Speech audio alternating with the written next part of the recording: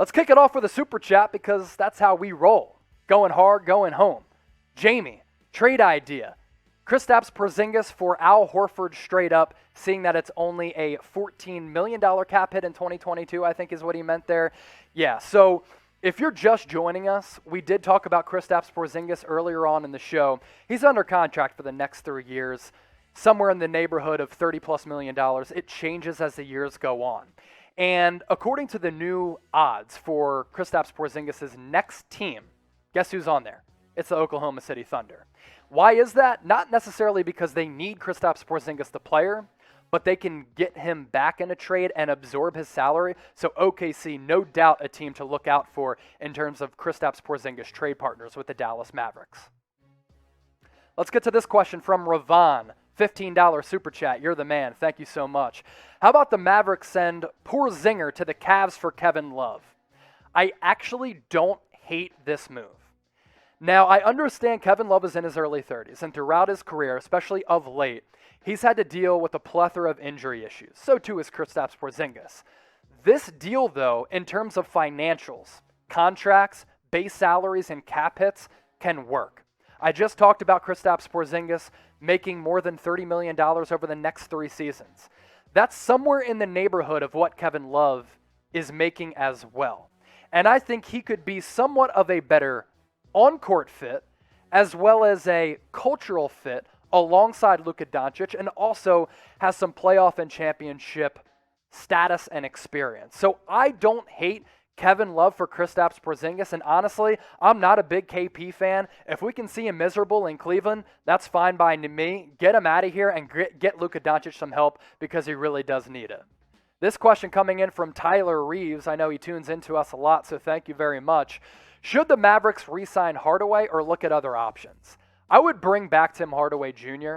I think you saw his value and potential in Rick Carlisle's scheme throughout the playoffs. With any volume shooter, there are going to be cold spells and cold spots where those guys just can't buy a bucket whatsoever. But I think Tim Hardaway is a good fit next to Luka.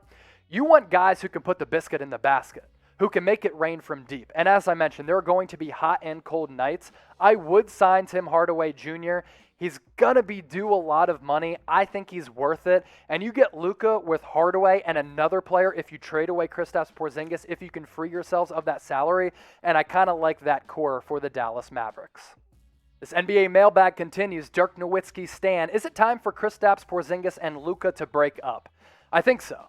If Mark Cuban, who's a very honest guy, has come out and said that there have been, quote, dust-ups between Luka Doncic and Kristaps Porzingis, I'm getting rid of Kristaps Porzingis because Luka is the face of my franchise. In his postseason press conference, he said that he wants to sign his max contract this summer, which tells me he's content with the situation in Dallas. But in the player empowerment era, when we see players force and demand trades all the time, Luka might sign that max deal this offseason.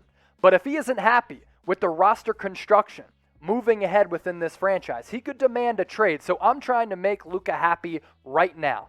How do I do that? I get rid of Kristaps Porzingis.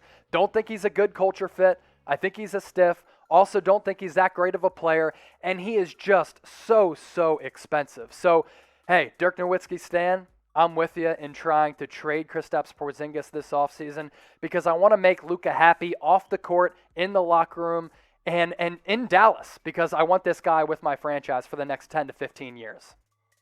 Do you think the Mavs are going to deal Porzingis? It's going to be a hot button issue that we're going to be talking about on Chat Sports all throughout the NBA offseason. So you already know we're going to keep you up to date with everything that's happening. Type T for trade, type K for keep if you think the Mavericks are going to deal Kristaps Porzingis. Let's go to this question from Tyler Reeves. What are your thoughts on maybe a Wiggins for KP trade and Lauri Markkanen interest in Dallas? I think what you're trying to say. What do you think about an Andrew Wiggins for Kristaps Porzingis swap and Dallas Mavericks interest in Lauri Markkanen? So Markkanen, I believe, correct me if I'm wrong, is going to be a restricted free agent. And there are going to be teams who are going to offer him a lot of money. The moving block that would have to take place before that, though, is Dallas getting rid of Kristaps Porzingis so that they can offer Lauri Markkanen a max contract, because I think that's what he's going to demand. I think Markkanen is a better player than Kristaps Porzingis. So on that front, I would be in. Andrew Wiggins for Kristaps Porzingis in terms of salary, they're both making in the neighborhood of $30 million, could work financially. And honestly, for the Dallas Mavericks, I would explore that deal. And for the Warriors, I would just hope that Kristaps in a more firm culture alongside guys like Steph Curry and Klay Thompson would flourish a little bit. Less pressure would be on him. Maybe that's a trade that both organizations are going to explore. And honestly, Tyler Reeves, you got the ideas cooking in my mind right now for a future video on Warriors today. 4 hype or 3 channel friend. Oh, I think my mic just came out. We're good? Okay. Who's better, Luka or Lillard? Luka Doncic. With his ability to impact the game in a variety of ways, I'd go with Luka Doncic. He's also younger. Like, he's in his early 20s, and Damian Lillard is in his early 30s. He's also been in the league far longer. So I would go with Luka Doncic, especially if I'm building my franchise right now with a particular piece. Give me Luka. I think the kid's a superstar. He's a generational talent. And like I said, his ability to alter and affect the game in a variety of ways is just miraculous. Let's move on to this question from Rainier Albert Lazada. Porzingis to Orlando for any Magic players not named Cole Anthony or Markelle Fultz. If the goal for the Orlando Magic is to rebuild, why would you take on Porzingis, who's off injured, whose game has decreased the last couple of seasons, who's extremely expensive? Like, if I'm the Orlando Magic, I want either very young pieces like Fultz, like Cole Anthony, guys who you can build around, especially some of the pieces you got back in that Aaron Gordon trade, and maybe like cheaper options who help you kind of build the culture. Kristaps Porzingis, he ain't helping you build the culture at all. If I'm the Magic, I'm staying away from KP. Let's move on to this question from 4 hype or 3 channel friend. Who is the most underrated player in NBA history?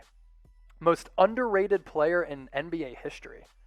Most underrated player in NBA history.